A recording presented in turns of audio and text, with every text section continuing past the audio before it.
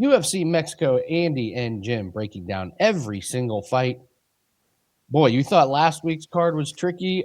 This week is favorites galore. We're going to break down every single fight, tell you which. We're going to try and figure out how many landmines are out there because not all these big favorites are going to win. There's going to be some. So, real quick, winner from last week's contest is at Boogie Down BX, winner of the 3-day pass last week. So Boogie Down BX, I need you to put your Wager Talk username in the comment section. You get a free 3-day pass. He was close enough in the how many strikes in the Eros Medic Jeff Neal fight, which was not very many. Jim, what fight are we going to do this week for the winner of the 3-day pass? You got to guess not the exact, but closest amount to significant strikes in a certain fight. Which fight?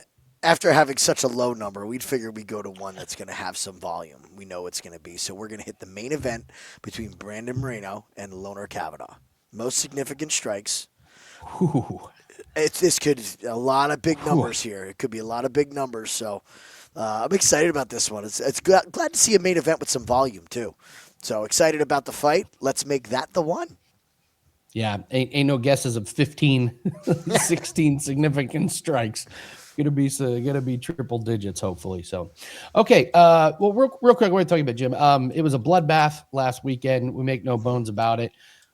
Our spidey senses were up. We had 2 small plays at Wager Talk. We did not fire a big one, and that should have told us everything we should have known. Live betting was meh. I personally got bailed out by getting Sean Strickland at plus money when, to use a Jim phrase, a wrestler decides not to wrestler. Is there something in the water at UFC with these weird ones, or was last week just kind of one of those one-offs and just put it behind us? I think it's been most of the year. I would say that every card has had more than normal a couple fights that are a little screwy. Keep in mind we had a main event that a guy fought with a broken arm and didn't want to disclose. So be very careful until we can actually see a streak here.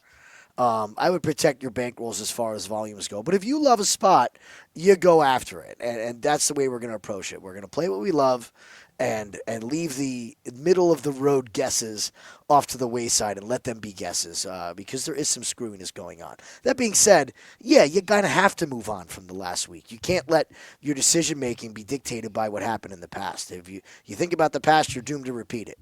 So let's see if we can pivot here and get on a winning streak in 2026. It'd be nice. Yeah, we'll tell you. Yeah, we'll tell you. We have one bet that just stands out above the rest. We're going with our second 5% play of the year. We've only had one 5%er in UFC, but we do have one on this card. So let's start breaking it down here, Jim. Let's decide where the value lies and who is going to trip us up. We got Wes Schultz versus Damian Pinas. Make all the jokes you want, but weird fight. Wes Schultz had one of the coolest submissions you will ever see on Contender Series. Not just on Contender Series, but one of the coolest ones you'll see. He had that dude in a complete pretzel. Yep. So that was pretty fun to watch. So he's going to probably want this fight to be on the ground. Meanwhile, Damian Pinas, we like. We make our notes on Contender Series, and we said that this guy hasn't been training for all that long, hasn't been fighting for all that long, but he just checks all the boxes. He looks the part. He sounds the part. I think you and I are fans of this one. How do you break this fight down? Yeah, I think both guys can be profitable going forward in the future.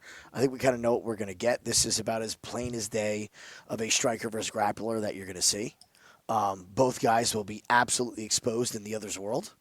So I think Wes Schultz could probably hang on the feet a little bit more than Pinas can hold on the ground with Wes Schultz, but it's going to depend on dominant position and damage here. 8-2 versus 8-1. Love what we see from the physicality of Wes Schultz, and like you said, when it hits the ground, he does have a diverse array of finishing opportunity, finishing equity, should you say, when it's on the ground.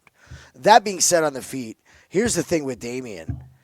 He just looks smooth on the feet. Like we're saying, what is it about him? For his size and his build, if you go back and you watch a Tiba Gautier fight, everything's labored. And we really saw it in the last fight, that really all he has is a right hand. essentially. Like he's got it's great right hand. Don't get me wrong. That's all Real he's good got. one. Yeah, Damian's more diverse in his strikes. He can score with his left. He can score with a jab. He throws hooks off. He will take a back step and throw a check hook. He'll go to the body.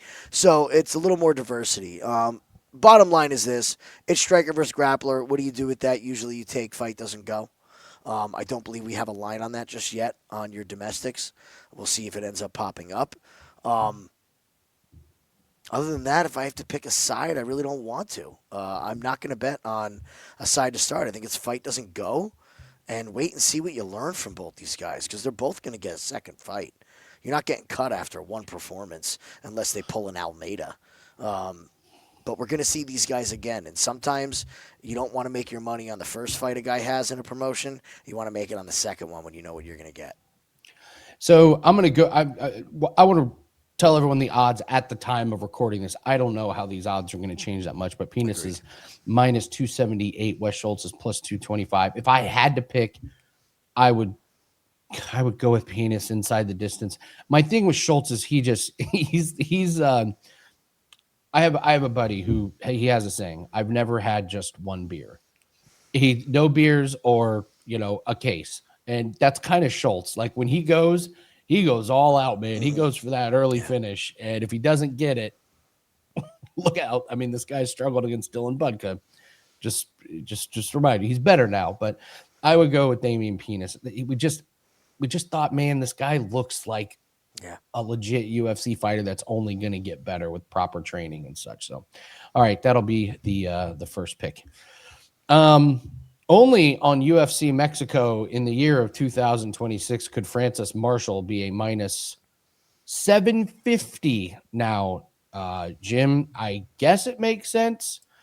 I'll let you go first, but there ain't no way in the hell I'm laying minus 750 on Francis Marshall, who has given me third degree burns trying to bet on this guy. What do you think? Yeah, minus 700 just takes you right out of the game here on Francis Marshall. In no world, maybe against a handful of fighters, this guy should be minus 700.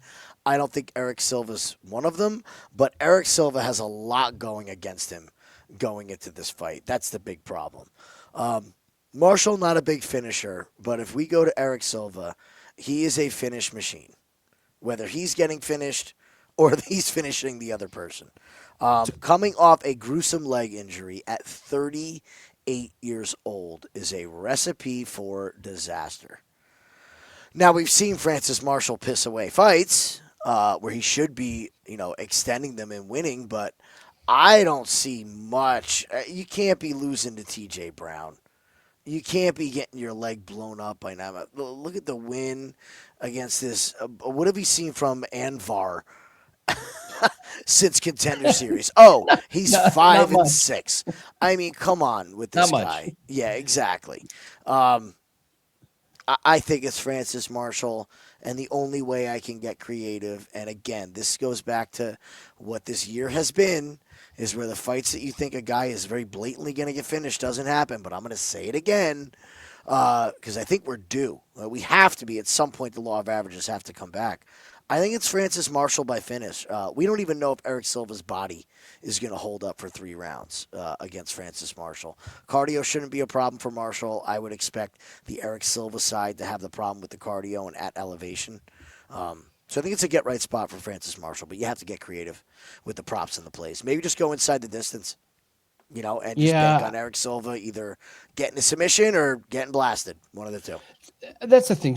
He's going to go for legs, like leg locks, try and get this to the ground. But at his age, and he wasn't always the best wrestler. You got a lot of finishes on here, but now at this age, after the leg injury, is he really going to be that motivated to hard wrestle? I don't think so. And I will say this about Francis Marshall. I thought his best performance was last fight against Myron Santos in the loss.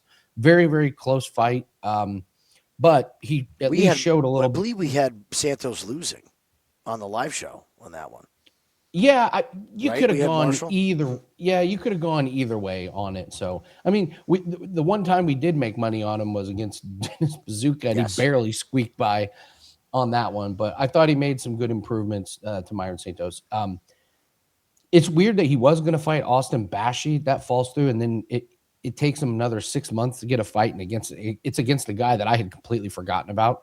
I completely forgotten Eric Silva's still in there. So, and there's going to be a few of these guys where you're like, I haven't heard that guy's name in 2 years. Well, he hasn't fought in 2 years. That's why you haven't heard him. So I'm with you. If you have to bet it, which I wouldn't recommend getting involved in a Francis Marshall fight. I've learned my lesson. I won't.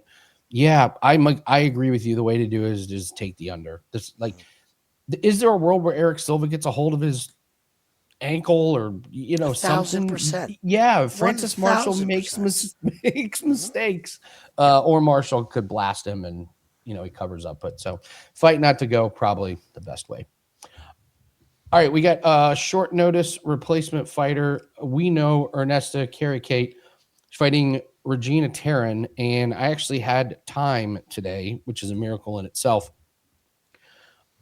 I'll go first. I don't even know if you have an opinion on this one. Regina Tarin's really good. That's not breaking news. I'm in no hurry to bet on Ernesta in this one. I smell big trouble for Kareckaite in this one. So Regina Tarin, okay, 21 years old, young. She's got 7 pro fights. Ernesta's got 8. Now I know Ernesta comes from kickboxing. She's got kickboxing and a couple of, amateur fights, but it's not like she's blowing up the world with experience levels in fights above Tarin. And she gets the split decision against Carly Judas. That win is aging pretty well, but that was a war, man. And remember, that was Carly Judas when Carly was a baby. Loses to Barbosa, gets the split against Cagliari, and Ernesta's very tall. She's very lanky. She's got good jabs, good kicks.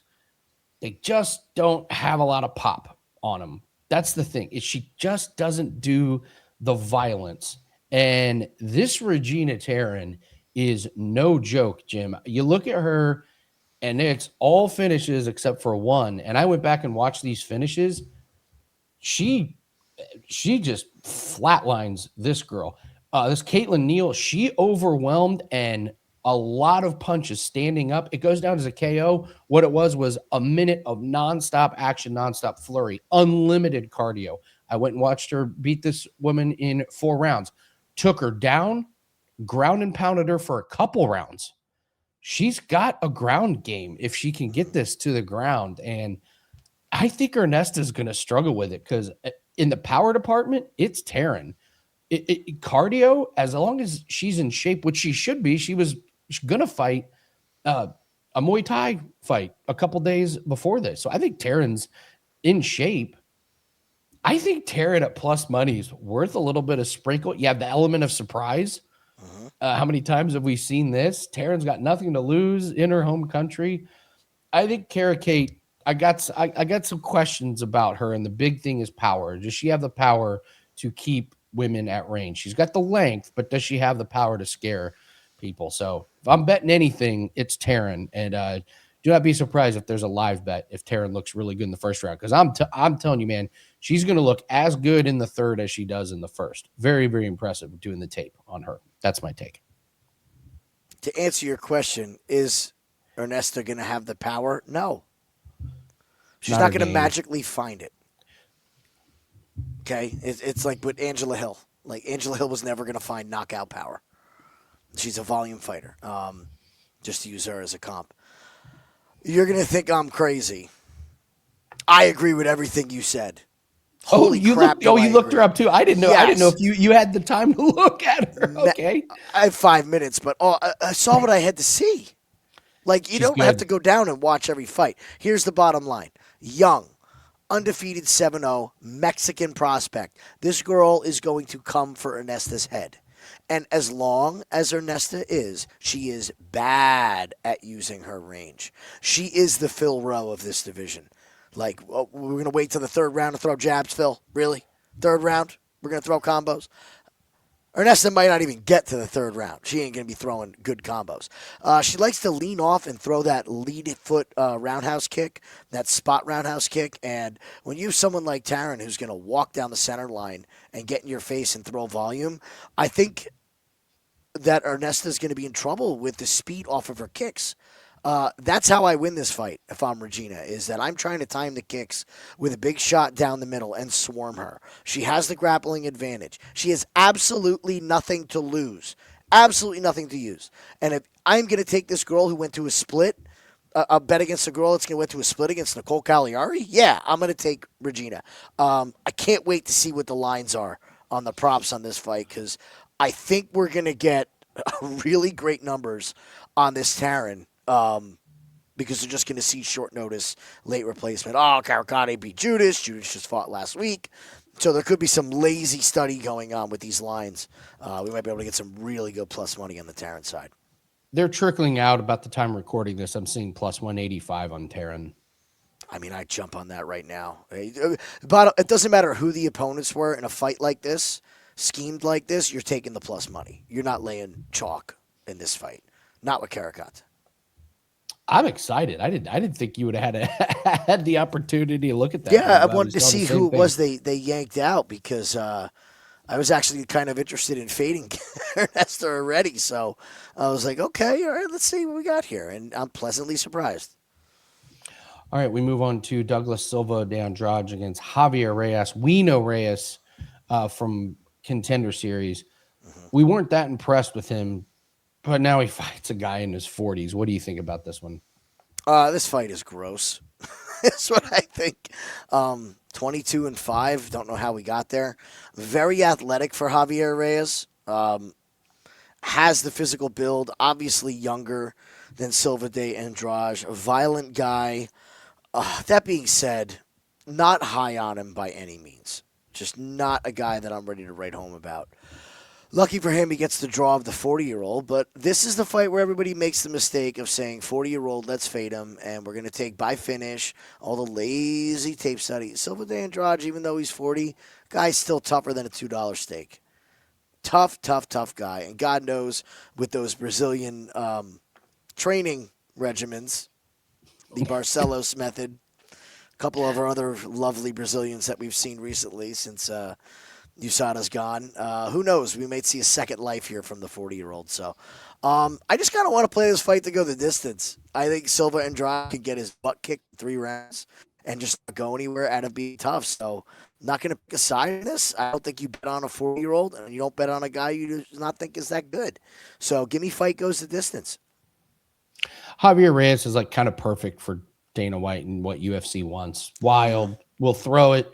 Throw a million punches, not great form, doesn't matter. He's going for the finish. Really annoying to me. They can't keep his hair under control during the fight. That's I'm telling you, it's bad. It's a thing. IQ. It's an IQ thing. It is.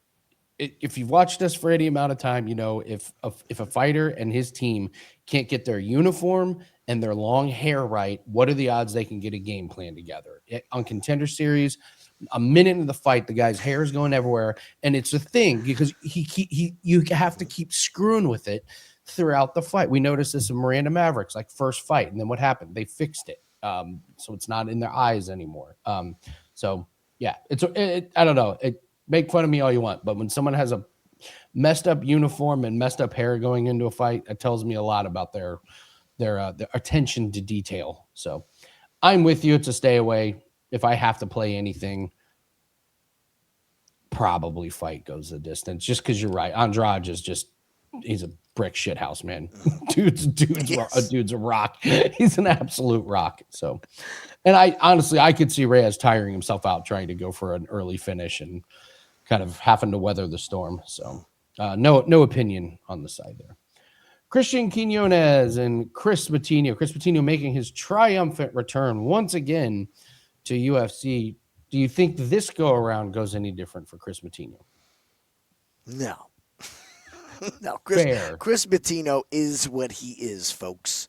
Is what he is. He's a guy that saved a card out of nowhere, and guess why they brought him back? To save something else. Oh, we need another fighter. Let's bring in Chris to fight Malcolm Wellmaker. There goes Chris Moutinho yet again. Thank you, Chris. Appreciate it. So what's the theme that we have here with Chris Moutinho? When he fights anybody of any worth, he gets knocked out. That's simple. Last time this guy went to decision was 2018, I believe, in an MMA match. It is 2026, if you guys haven't noticed that yet. And the damage is accumulating. The shot that he got hit from Wellmaker was a great shot. Absolutely great shot. But what did we see from Malcolm Wellmaker in his next fight? Is that when he fought a quality opponent, that those hard shots that he landed didn't necessarily put a guy right out. Moutinho was sleeping before he hit the mat with that hook. And it was a great hook, but that's really a bad sign of a bad chin. I just think it's going to be Moutinho getting finished again, and I will hate myself if I do not make money on the second coming of Chris Moutinho in the UFC yet again. I am not a big fan of Christian Quinonez, but he has all that he needs to take this guy down and beat the snot out of him. And on the feet, beat the snot out of him. It's going to be quick. I would say probably within 2 rounds. I don't see Moutinho getting out of there.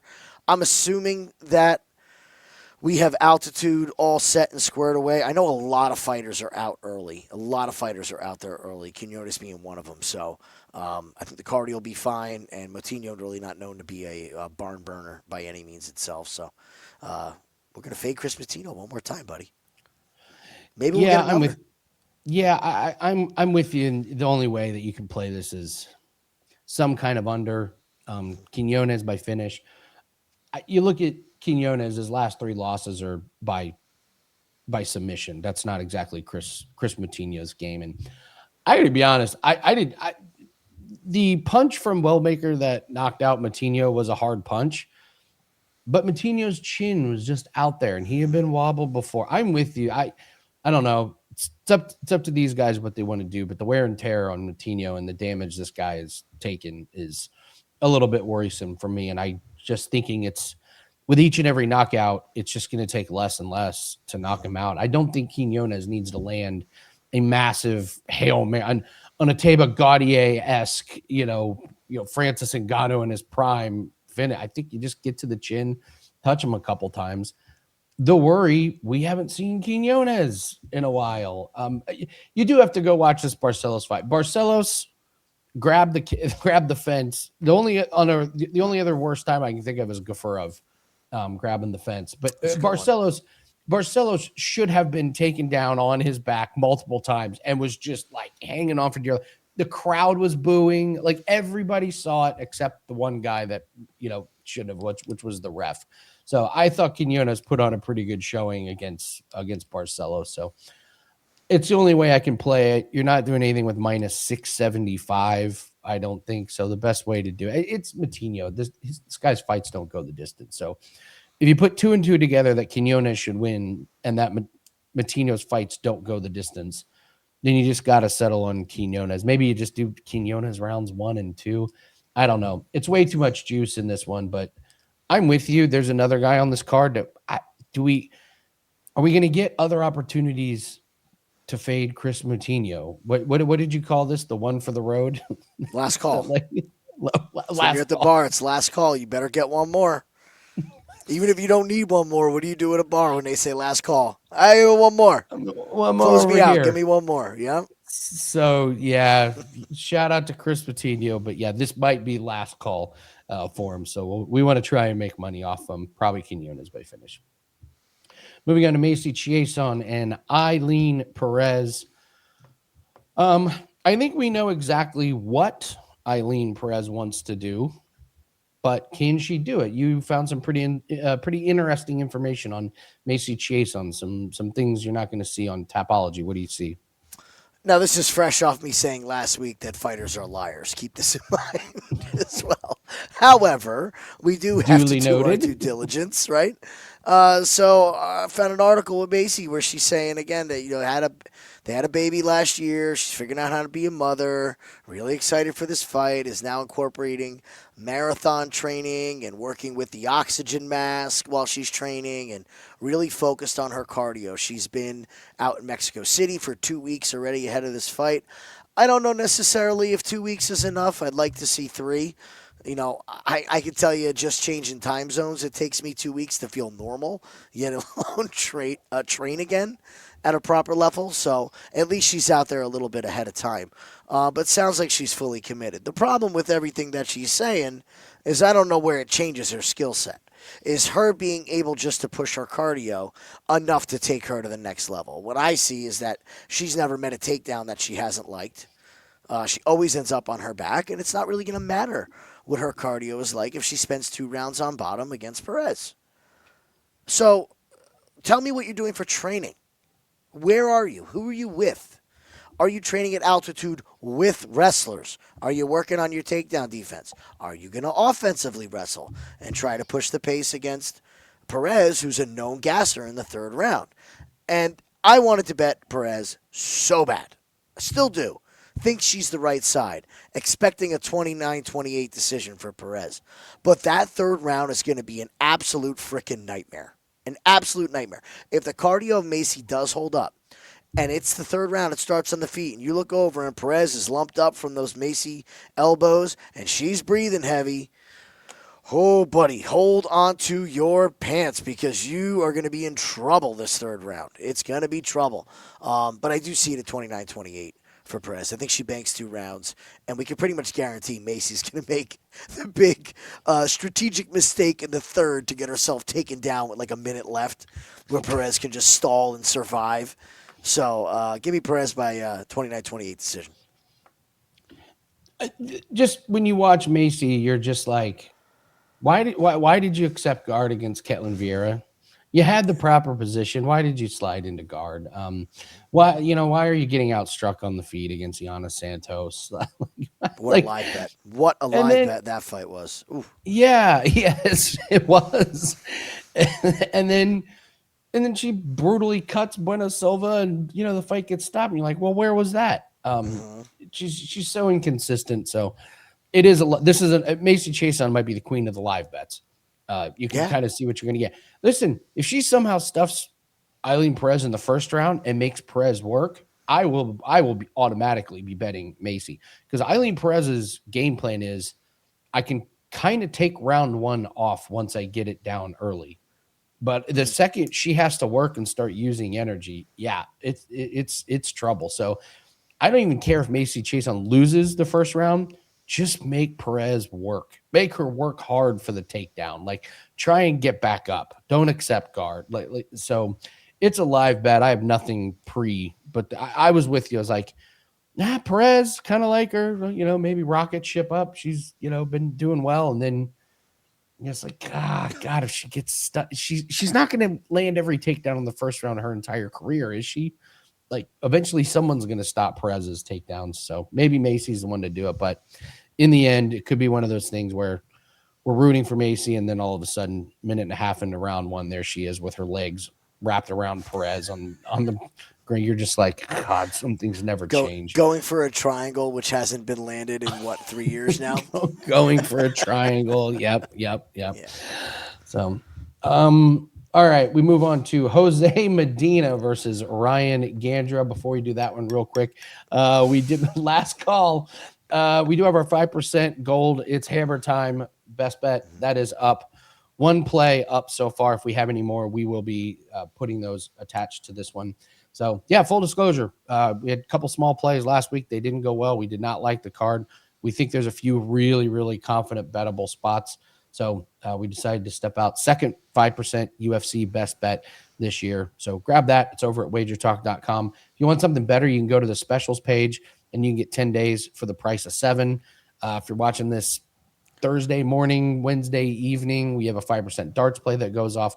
Tons of plays that are coming up. Boxing, we've got rugby, we've got cricket, we've got NBA. We finally have a bettable NASCAR race. We got 3 plays up for that. So we always recommend buy a package, get like multiple days. Give us 10 days so you can see what we can do for your bankroll. But let's catch this 5%. Let's keep making these best bets big time winners. So, all right, we move back to the second leg of the last call. Jose Funky Medina against Ryan Gandra here. Where do you want to start? I want the bartender to get down here and pour me a shot because it is the end of the last call. This could be the last chance we got to fade Jose Medina. Dana's boy, Dana said, what did he say, Andy? I see something in this guy. There's just something about him.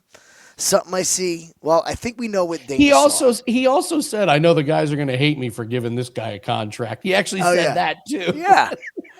You know what Dana saw? A guy who he can throw out and build all his other fighters. Look at this list. Now, you said to me that they didn't like Zachary Reese. They weren't pushing him. Zachary Reese is on that record. Who else did they want to push? Gaudier, right? Throw him out there. Now, the Dusko was a loser goes home match, and somehow Medina's still here because they need a brickhead for Mexico. The problem is this brick? It's an old brick, guys. It's an old cobblestone road brick. This isn't fresh masonry brickhead anymore. I think this jaw is done. And at 34 years old, when you made a career out of being tough, and now you're fighting at the highest level, we've seen the results. You have Zach Reese, who's more of a decision machine, but when he's fought people with finishing ability, it has gone bad, and it's been gone bad fast. Ryan Gandra does not get paid by the hour. So to me, this goes one of two ways at altitude. It's Ryan Gardner by knockout early, or we could see this man absolutely fall off a cliff. Now, he has made it to round 2 before, but again, contingent on getting the knockout. We have seen a decision. That was against a 4-3 guy.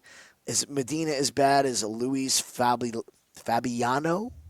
I don't know. We don't know, but I am not going to pass up the opportunity to fade Jose Medina one last time. And maybe, again, we get lucky and he gets a second fight. To me, it's Gandra by knockout. I believe it's sitting right at what? By finish was minus 225. Playable. Yeah. Playable. Just hold your nose and hope that Medina's chin is really broken. I don't think he's as tough as... I mean, he's tough. I don't think he's as durable as people make it out to be. Go back to his losing streak. Okay, so first off, he went to split decision in Thunder fight. Yep. Got his ass kicked on Contender Series. And it turns out, we deemed this Magomed the Magomed that cannot wrestle. And he can't strike that good. He was cut almost immediately. Mm-hmm. And you're right. Then he's fought Zach Reese. And Zach Reese kicked his ass. Like, almost finished him in the first round. And then Zach Reese was like, whoa, I need to manage my cardio. But make no mistake, Reese, the kicks to the body were just brutal. And now not being finished by Zach Reese, in the moment, it sounded kind of good. But now you're like, maybe Reese isn't the finisher at the UC level. Then he fights a real finisher, and Gaudier absolutely nukes him. And then Todorovic easily takes him down. And Medina shows absolutely no ground defense whatsoever. So in my mind, the two guys that really are legit finishers in the UFC, he's gotten finished in the first round. And we watched Gandra absolutely nuke a poor guy on Contender Series. This guy may never fight again. What Gandra did to him. Miller move. Yeah, so Gandra...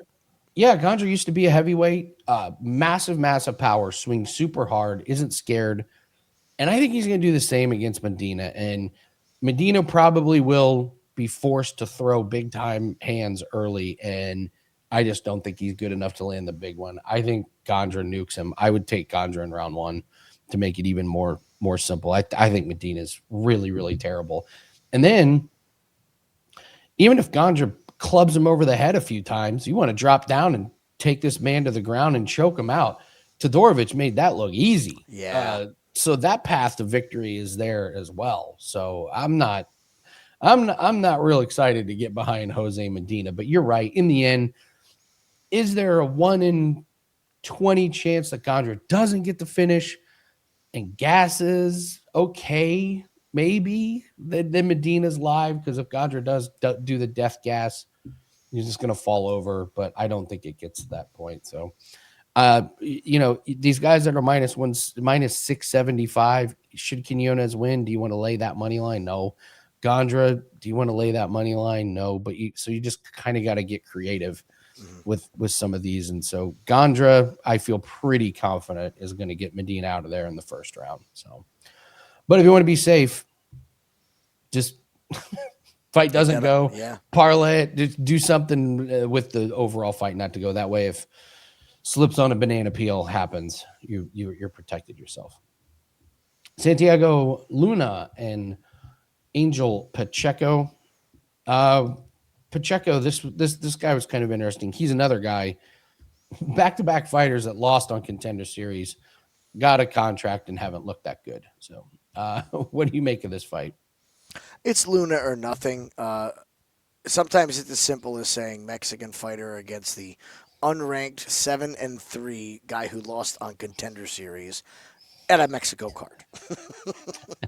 We say it all the time. What does the UFC want? I can tell you right now, they do not want Angel Pacheco to go in and make their 7-0 prospect look bad. It's that simple. The losses to Danny Silva and the losses to Callum Loughran are two bad fighters. Danny Silva's not horrible. I just sat through a Callum Loughran fight in PFL, and that's 15 minutes that I can't get back in my life. Bad. My gosh. Sign me up for a Dusko Todorovic or a Jose Medina fight any day of the week over a Callum Loughran fight.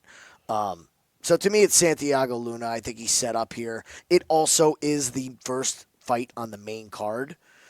We know what they want. They want Luna to come out, make a splash, all right, as the first fight, and set this up to build him in the future. So it's probably Luna. Now, again, now we got to go back and talk about method.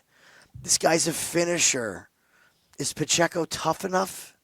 Is this a big spot where he goes too hard too quick and doesn't get the finish? I'm nervous about some of these finishes, and Luna's one of them. Could be a good first round, and then we might have to go into cardio mode and survive for two, win the second, and get to the decision. So I think you got to use the Luna money line. I just wish we could get a better number. Yeah, I mean, it's, again, minus 625. You're not just, it's tough. So one thing about Luna, he got rocked early against Gang Lee and was just like making this firefight. So on one hand, you could say, well, tough as nails, ate the shots and kept coming forward, finished them off. Or you could say, wow, you're getting rocked by Gang Lee. I think he's going to try and make this a firefight. And Pacheco, you go back to this fight against Danny Silva, and yeah, in the moment, it looked really, really good. It was like, oh man, these guys like put it all out on line, and they did. It was a hellacious fight. But then Silva split against Coulibaugh, split against Almeida, loses to Kevin Vallejos, and like you're kind of like, was that a great fight, or was that just two very equally matched mid-level guys that were just so equal that they put on a hell of a show? I don't know. I thought it was alarming how bad he looked against Kyle Loughran, and then how Loughran looked in his God, it was bad, man. Jack Cartwright is not a good fighter. I'll tell you right now. And he made Jack Cartwright look awesome.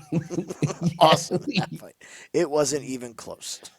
Yeah, so it's a really bad look. I'm with you. We're gonna have to go over some underdogs. So when we get done breaking down every fight, we should just go through and try and make a quick case for the underdog, which ones scare us the most. I guess you could say this one is a little bit scary because I've watched Luna get rocked, and Pacheco will throw. He will throw. I don't know if that's going to land, but he will throw. But Luna's the pick, but minus 625. I'm not sure what you're doing betting wise with this one. Emmanuel Rodriguez versus Kevin Borjas. Coming to you first. What do you like or not like about this fight? I like Rodriguez. I loved Rodriguez coming off Contender. Absolutely loved him coming off Contender. He was a guy that after the show was over, the coaches reached out and said, "Look, you got to come. You got to come fight." Cormier. Yeah, you got to come train with us, man. Like that. That's it. You got to be with me. He's fought some tough guys, which I love too. So, I mean, again, he loses to Morales in a split, who ends up winning the entire show. By the way, what the hell was that from Joseph Morales? He looks like a world beater running through that show. So we'll see how he looks in the rest of the UFC. I mean, you look good so far. Well, he had the match Snell treatment. Easy. They threw him Match Snell. Let's try to promote that show like these guys are good. Give him Match Snell. The retired Match Snell. So I like what this kid has done. He's got great combinations to the feet. I want to say that his weakest point is his defense.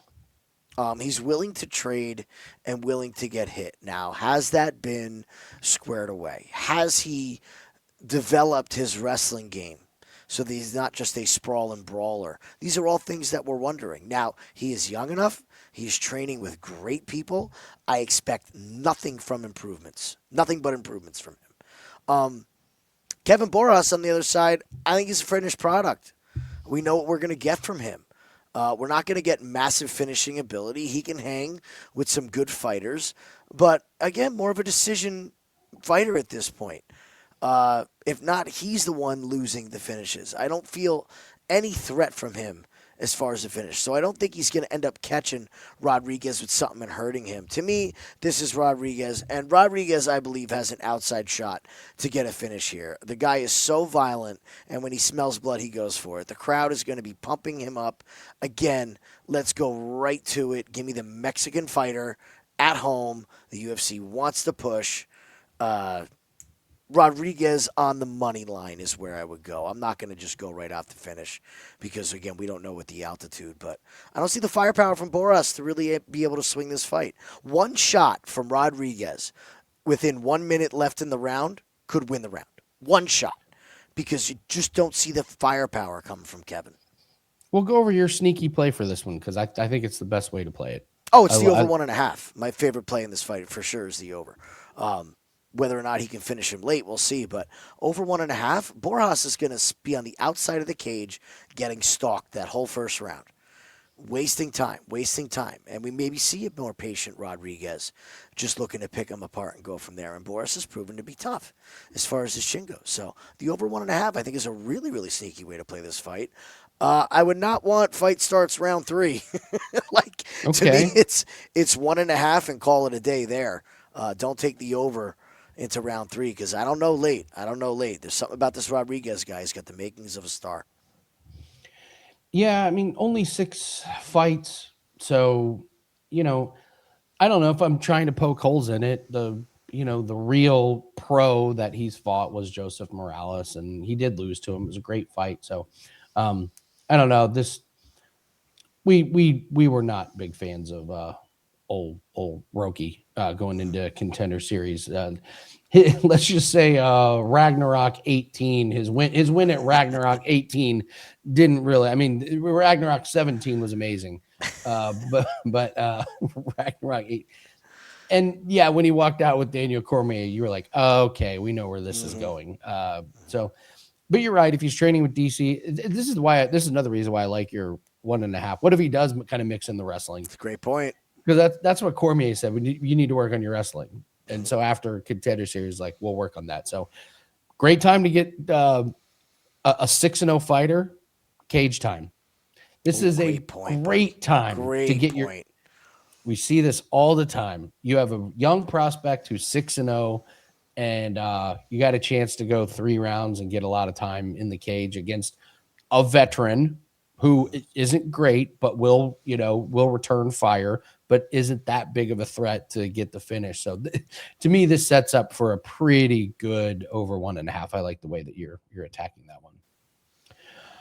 All right, we'll move on to Edgar Chairez and Felipe Bunes. Edgar Chairez. I mean,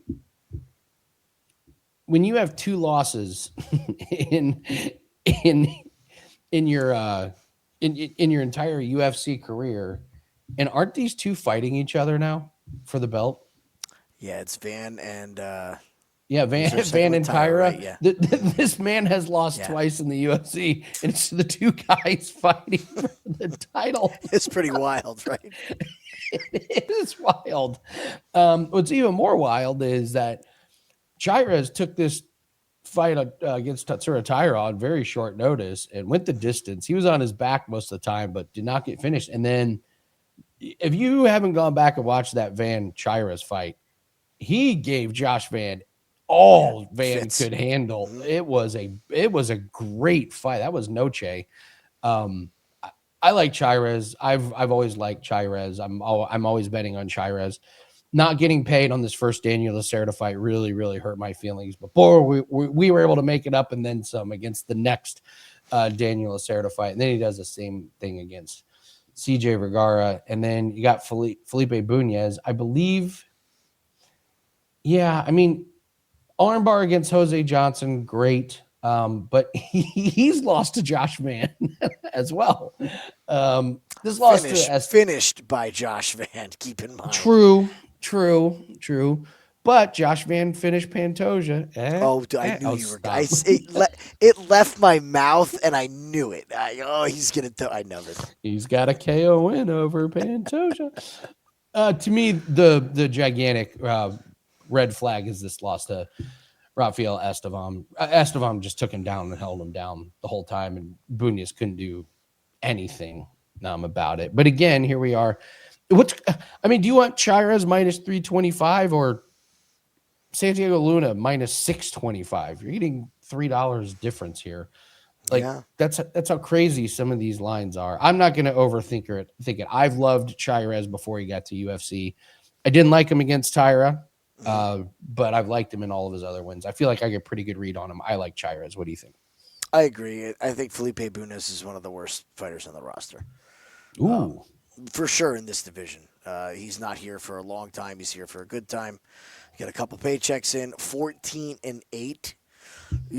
Now you're gonna say, but Jim, Chairez is 12-6. If you go watch these guys fight side by side, the 12-6 looks very different than the 14-8. Okay, it's how did we get to 14? What's the famous line from Bull Durham? What's our record? 5-28. How did we ever win 5? That's what I feel with Bunes. How did we ever win 14? I just don't know. To me, yeah, it's Chairez. Again, the guy they want to build.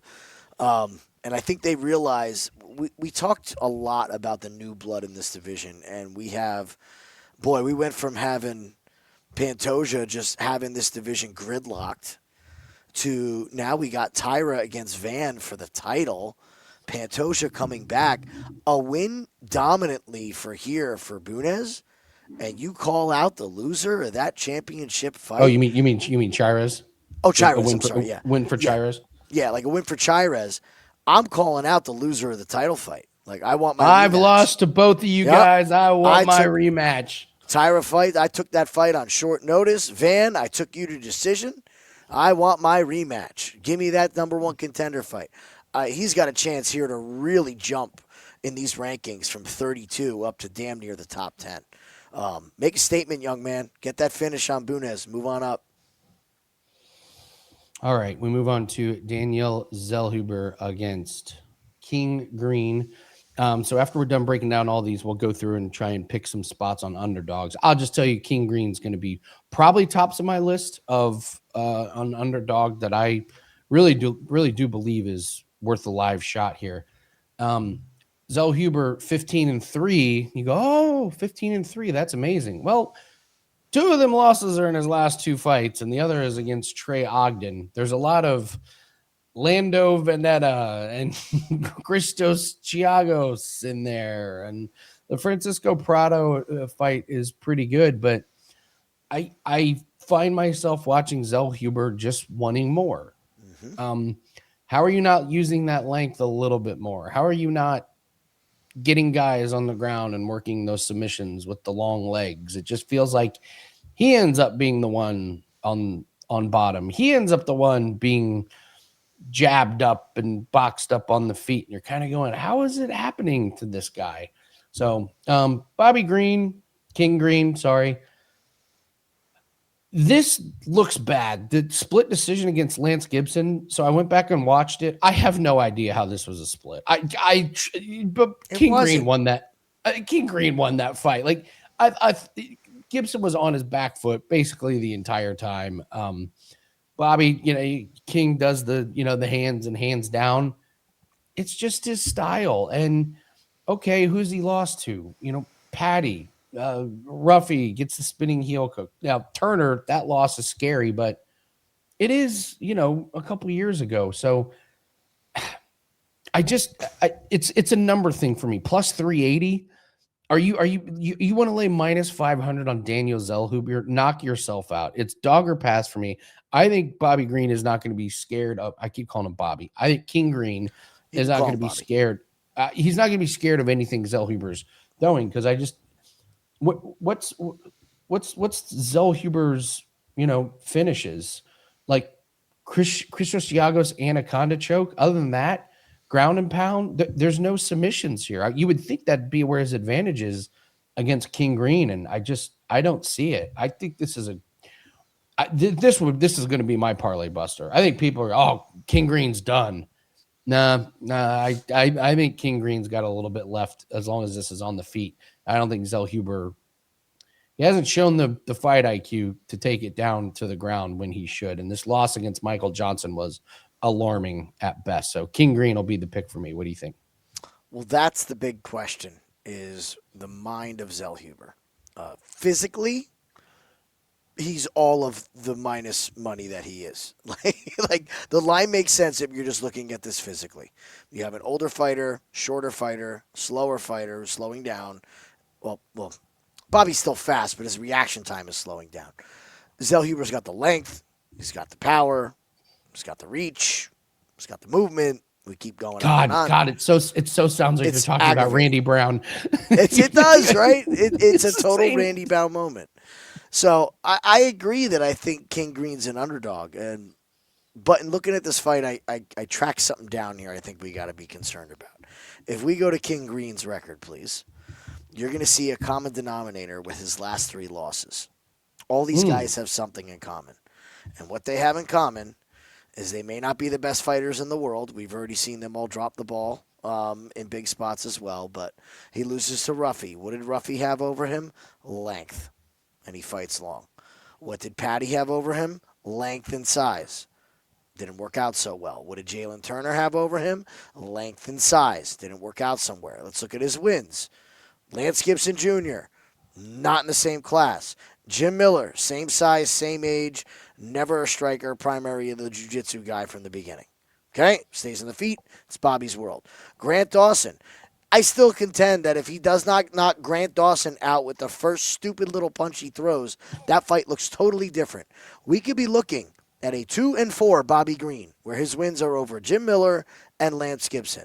Before that, yes, he chokes out Tony Ferguson. Let's not even talk about that fight. Should have never even happened. Looks good against Jared Gordon, but again, a guy his same size. All right, the Dober fight, great fight, right? Dober fight was a great fight, but gets into a firefight with his hands down. So anytime there's a big size disadvantage for Bobby, it doesn't work out so well. And that's what he's faced with here. I think we're thrown off a little bit by this Lance Gibson win. Lance Gibson looked terrified the second that he stepped into that cage. That man fought not to lose, not to win a fight. He fought not to lose. And Bobby taunted him and chased him around. Zellhuber's going to fight at range, that we know. And I don't think Bobby's ability to duck out and dodge is as good as it used to be. I think he's going to get clipped by Zellhuber. Calling it now, I'm going to say Zellhuber by submission. I think he hurts Bobby Green, and Bobby goes into defense, and Zellhuber just falls into the anaconda choke or a Darce choke or any kind of front headlock series that he can get into. Zellhuber's 0-2. It's now or never. If he loses a third, look, UFC's making no bones about it. If you are on a losing streak and you're not what we expect you to be, you're out. You're gone. I could see them shipping him off to PFL, saying, you pay this guy a couple $1 million a year to go win decisions or lose decisions for you. We're done with him. So pressure's on for Zellhuber at home. Submission Zellhuber. Interesting. If this does go the distance, you can get King Green plus 7.5 at minus 105. This goes the distance. I love. Yeah, it's again, at least even though I like Zellhuber by sub, that's a great bet. Yeah, If it goes plus the distance, it's 7.5? going to be sketchy. Yeah, it's going to be sketchy. Absolutely. Marlon Vera versus David Martinez. Well, we're wrapping up here, guys, with the second to last fight and the last fight. And then we'll do the underdog speed round and the parlay buster and woulda, coulda, should you. Please hit the like button. It really helps us out. Leave a comment below. Also, leave your Wager Talk username in the comment section and leave us how many significant strikes that we are going to see in the main event. Brandon Moreno and Lanier Kavanagh. Closest wins a 3-day pass, free 3-day pass. So Marlon Vera, David Martinez. I will just make my analysis really quick. I don't care who wins. It's a Marlon Vera fight. Cheeto fights go the distance. That's how I will be profiting off this fight. Rinse and repeat. What say you? I think it's David Martinez by decision. We have a scientist. We have a guy that we know has good fight IQ. Or doctor, sorry. Not scientist.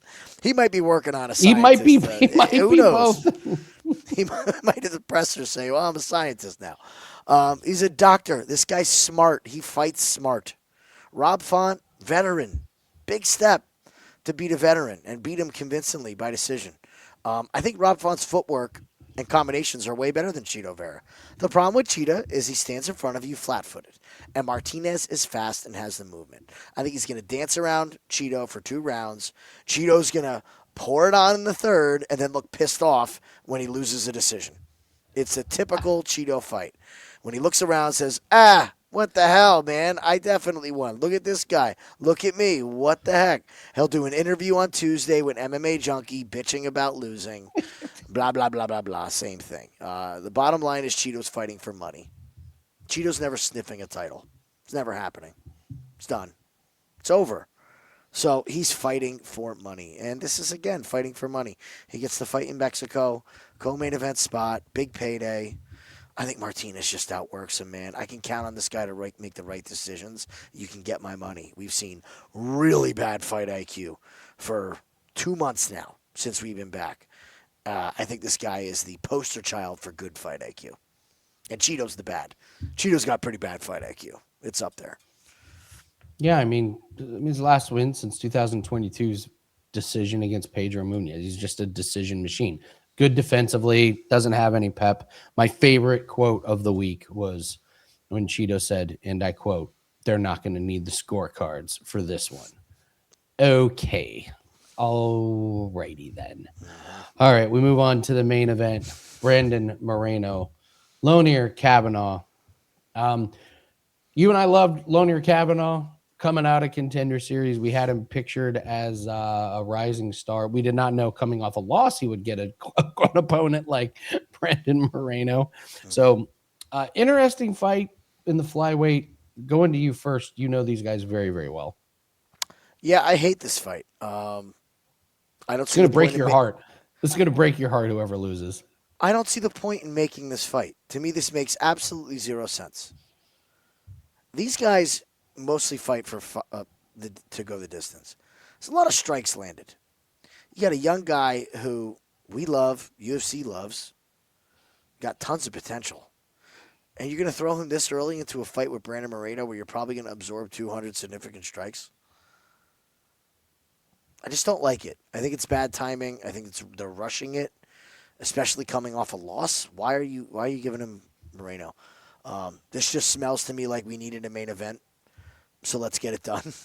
It would do us a favor.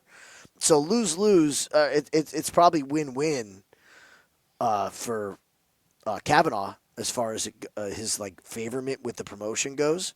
I don't think he's going to drop real much, but to me it's too much too soon. I know that we just saw Moreno get finished by Tyra.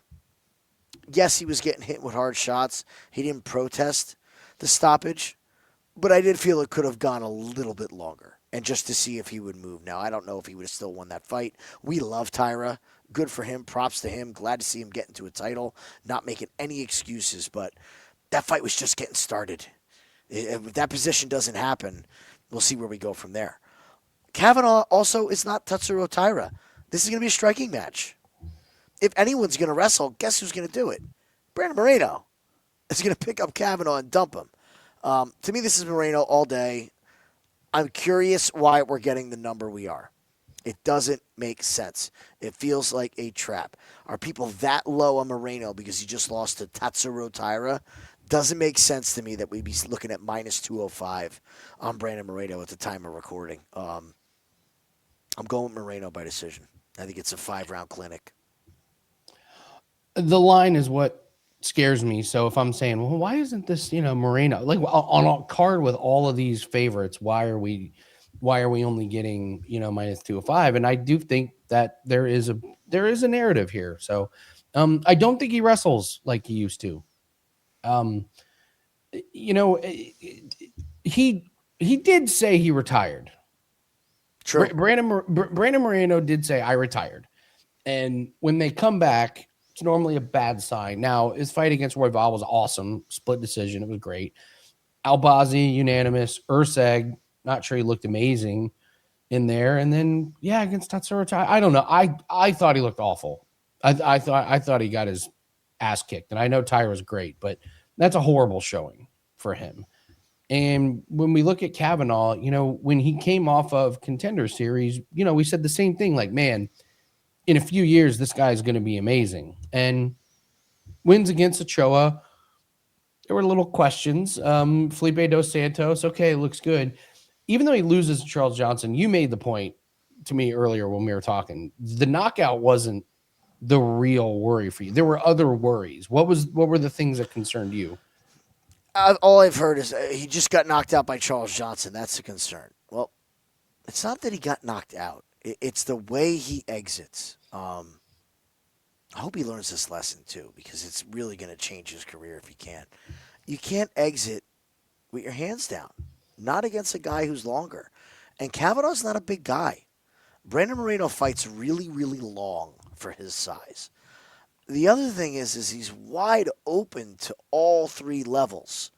So, yes, he gets hit in the head. Just look at the Ochoa fight where he's got, a 3-inch cut on his head and is just pouring blood the whole fight. Like, that doesn't happen because of a glancing blow. You got rocked, dude. Rocked. And against a guy with length that's going to go to all three levels, I don't know if his defense is good enough. So at what point in this 5-round fight is the damage just going to pile up? Moreno, if he's on, he's going to pepper that jab, and he's going to swell up the eye of Kavanagh. He's going to swell up the left eye of Kavanagh. On exit, that's a big, big, big problem against a guy with the hand speed of Brandon Moreno. So if he doesn't get Moreno off his spot, I think it's target practice. And we saw it in the Johnson fight. He was lucky enough to get away with it for 2 rounds. And the third round, there's just no excuse for taking that kind of a step back with your hands at your waist up against the cage against a guy with the length like Johnson. It's a rookie mistake. He's got the time to learn, but it worries me in a 5-round affair. Very much so. You said it with 5-round affair because I think Kavanagh is going to look good early. Yeah. I think he's going to have a lot of energy. Can he do some damage like he did, like Tyra did? Can he, get it done? I almost wonder if you like Moreno, if a live bet might even be a little bit better. Okay. What if Kavanagh has a good first? It's going to be his best round. The Kavanagh's best round is by far going to be round 1. If it isn't, Moreno's totally effed. But what if Kavanagh is a good round and you can snag Moreno minus 150? Because if this gets to rounds 4 and 5, it's Moreno all day. He's been there. He's done that. Kavanagh has not. So I have this pegged as I'm not going to bet it pre. I would look to live bet, just hoping Kavanagh has a good first round and just uses a lot of energy and a lot of adrenaline and a lot of excitement. And you're going, uh-oh, this isn't going to last. And that's when the clinic happens. Because I don't know if Moreno knows this is a marathon, not a sprint, 5 rounds. I don't know if Kavanagh can hold it together.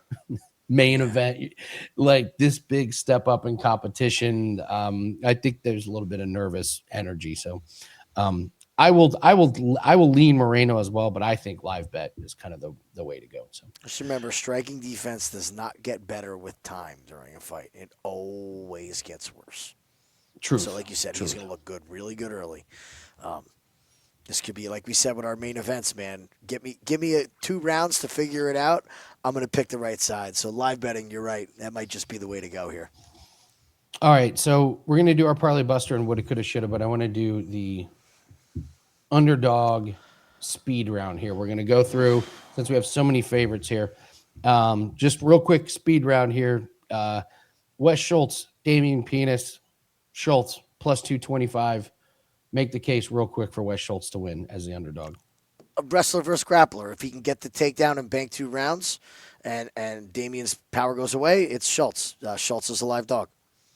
All right, wrestler versus striker. Excuse me. Okay.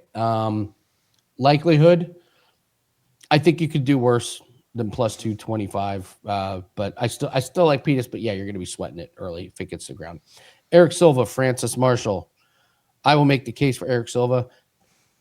Just Francis Marshall has shown big time abilities to freeze in the moment. Eric Silva, we don't know what he's been doing for 2 years. You could always get a trip and all of a sudden there's a weird submission. Plus 520. I would rather bet plus 525 than minus 750 on Francis Marshall.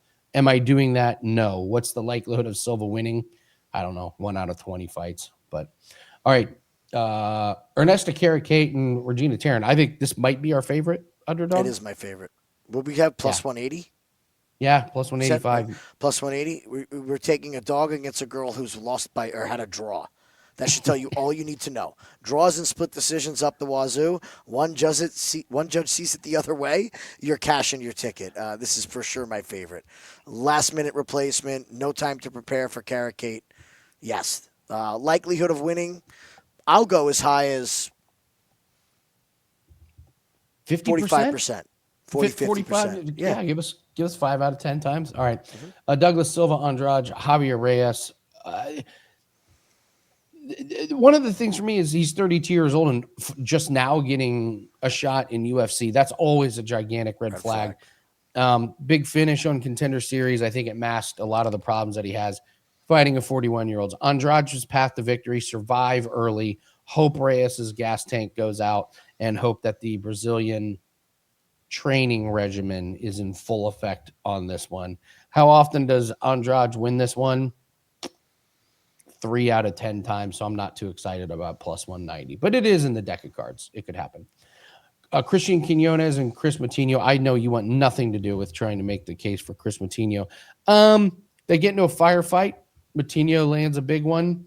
I think it's unlikely. Probably the least. It's probably the least likely underdog that I would want my money on. Moutinho. I see no upside on it, so I can't really make a good case for it. But it's MMA. Anything is possible. How many times does he win? It's a plus 500 flyer. Yeah. Plus 500 flyer. That's simple. If you're playing Moutinho, what you're doing is you're playing every plus 500 on this card and hoping to hit 1, possibly 2. So, Macy Chiasson and Eileen Perez with Chiasson plus 140. We can make the case for this one. Oh, for sure. Eileen Perez banks 2. Macy Chiasson comes in the third. And it wins that third round. We have a close second round. If the cardio goes away for Perez and she doesn't get the takedown in round 2, she's in trouble. That's real big trouble. So, again, we have 2 fighters that fight close. We have a fighter that loses round 3 as a favorite consistently. So, yes, Macy Chiasson is live. She wins this fight 3 out of 10 times. Yeah. 4 out of 10 times. The 3 that she wins, 2 of them might be finishes with an exhausted Great point. At the end. So, Ryan Gandra, Jose Medina. Jose Medina is another plus 500. You just got to hope he does the Muhammad Ali rope-a-dope. Gandra just punches himself out. Adrenaline falls off a cliff, and Medina just pushes him over.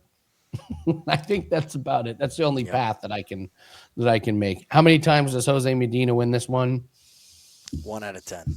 1 out of 10, probably. Yeah. Santiago Luna and Pacheco. Pacheco's another one of these plus 500s.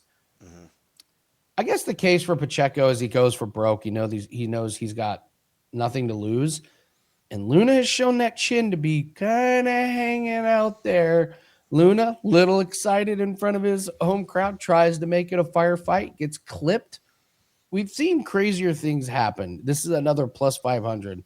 I don't trust Pacheco, but I see 3 out of 10 times Pacheco making this really, really disgusting and nasty. The problem is I think Luna's got a good chin. And I'm not sure Pacheco is the guy to do it. So, Rodriquez, yeah? Agreed, yeah. Okay. I'll let you have Rodriquez and Borjas. Borjas plus 350. Make the case for Borjas. I really can't. I really can't make the case for Borjas. I just think that there's not enough firepower on one side. I don't believe that he's a live dog. And honestly, at plus 350, there's much better dogs on this card than that plus 350 mark. If you give me the choice between Borjas and Pacheco, I'll take Pacheco over Borjas. I mean, maybe 2 out of 10. Rodriguez gets tired, one of them. But I think this is pretty clear cut. a guy who's on the come up, getting better against a guy who, again, finished product. We know who he is. This is the coming out party for Rodriquez. Felipe Bunes plus 260 against Edgar Chairez. Make the case for Bunes, or I'll make the case for Bunes because we both like King Green. The case for Bunes is he did pull out that armbar from bottom against Jose Johnson. It was a really nice armbar. Jose Johnson fought it for a while and could not get out of it. Chairez does like things to get to the ground. So we did see Chairez absorb some damage against Josh Van. I don't think Bunes is that much of a knockout, but you get into a scrap and a scramble on the ground, maybe an arm or a neck gets out there. I don't quite see it. I don't see the value in plus 260. Bunes maybe wins this one, maybe 2 out of 10 times. So can't really make a good case for the plus 260 price tag. We made the case for King Green, so I don't think we need that one. Cheeto Vera plus 260. Can we make the case? I think we can. It's going to be close. It's going to be a decision. So, yeah, he is a live dog if you feel that strongly about Cheeto Vera. Now, we've seen the IQ be that of a decorative rock on your front lawn, that he's going to just give away the first round. But what if he does land a good shot against Martinez and hamper the movement and then has the ability to pour it on? What if he pours it on earlier in the second round and wins the second half of the round? And then wins that typical Cheeto third when Martinez is backpedaling from there. For sure, this could be a strategic error on the Martinez side, thinking they're up 2-0 when they're really not. And you have those two judges that see it the other way in Mexico when the whole crowd loves then some Cheeto Vera. So, yeah, in this situation, he is live. Am I putting my money on him? No. I've learned my lesson against Cheeto that a guy only fighting for no money and for winning, I'm not putting my money on. So, what do you think out of 10 for Cheeto? I'd give him. Actually, I'm going to give him 3.5. Okay, maybe 4, because Martinez, he just took that second round against Rob Font was kind of alarming. Now I think Font is much better on the feet, but maybe Vera. I don't know. Maybe there's a takedown. Maybe there's a clinch. Maybe I don't know. Maybe there's something Martinez hasn't seen.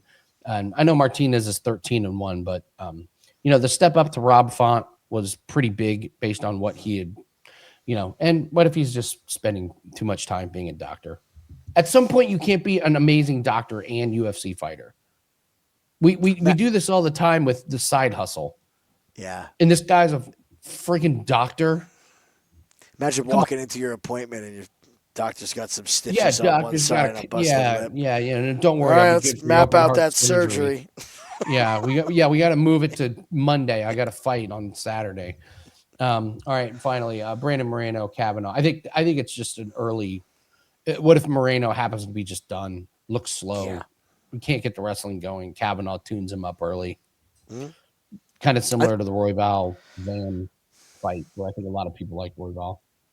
I think the win for Kavanagh is going to take Kavanagh's best day and Moreno's worst day. So we get Moreno against Tyra, and we get the best Kavanagh that we've seen. Yeah, he could for sure win this fight, but it's going to take some downfall on the Moreno side to get the W.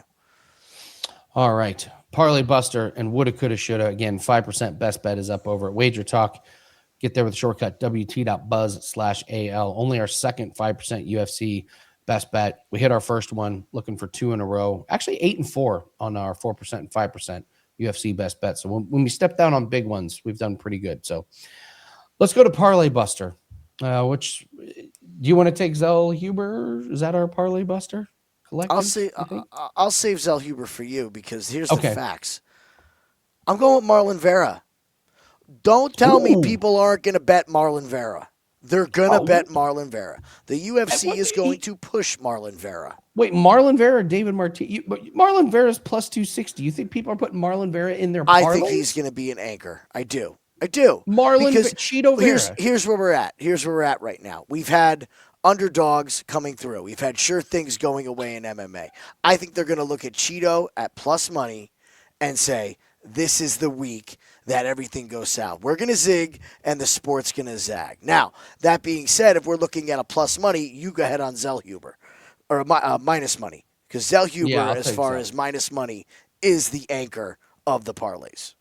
Okay, yeah, I think Zellhuber. I think people think King Green's done, and I'm not sure Zellhuber's the one to test the chin. So I'll take Zellhuber at minus 500 as the parlay buster. All right, woulda, coulda, shoulda. What's the fight? What's the bet? What's the prop that we look at and we go, gosh, dang it, why didn't I take that one? What do you think? It's really simple for me. It's Edgar Chairez by submission at plus 175. This guy, when he hurts people, he goes for subs. He does. He's not gonna standing KO a lot of people. And we've seen that Bunes getting a win by submission. If he gets hurt, he's gonna go to the wrestling. The thing with Chairez is his submissions are all based off the neck and the front choke, and a lazy shot with a guy that's hurt. That's what he's dying for. That's where he got both of those submissions against Lacerda, right? Those two submissions because lazy grappling situations. So I'm going with the sub for Chairez. I think he gets another sub. It's a good one. I will go Ryan Gandra to win in rounds 1 and 2 at minus 185. I don't think Medina survives this guy. You want to get real spicy. Just in round 1 is like plus 250 or something. But dude, that, I'd rather that 1 and 2 is a great number. That's a minus 185 is pretty good. I think Gandra smokes him. If it gets to round 3, I think Gandra's in deep shit. Yeah, I agree. So, we're live betting Medina. I think he might be losing anyways if it gets to round 3 against Medina. So Ryan Gandra to win in rounds 1 and 2 is going to be my woulda, coulda, shoulda. So, all right, guys, that's going to do it for us. Thank you so much. Should be a great card. We'll be live. Oh, taste test this week. Nachos Fiesta. Join us. Me, Jim, and Jan. We're just making our own big nachos Fiesta at our own place. You want to join with us, make your big nacho spread, and as always, take pictures of them the night of, post them in our Discord. For example, I will be doing regular nachos, Doritos nachos, and Cool Ranch nachos with shredded chicken, I might go short rib. For the I might go queso, salsa, guac, everything, all the fixins. So after last week's tomato sauce in a jar taste test, we need something really good. So it's gonna be nachos. You guys ate tomato sauce. I haven't had a home cooked meal in 4 days. It's time for something to make us happy, so we're going with the nachos. We're going with Nachos Fiesta. So yeah, join us. It'll be a great night of fights. We'll be live on the Winning in the Shadows YouTube channel. Thanks for watching. Don't forget to hit like and subscribe to the channel. You get notified when all of our videos go live. We'll be live for darts on Thursday. Myself and Jan will be watching all the darts as we do every Thursday. So thanks for joining us. Good luck on your plays. We'll see everyone later. Bye. See you Saturday.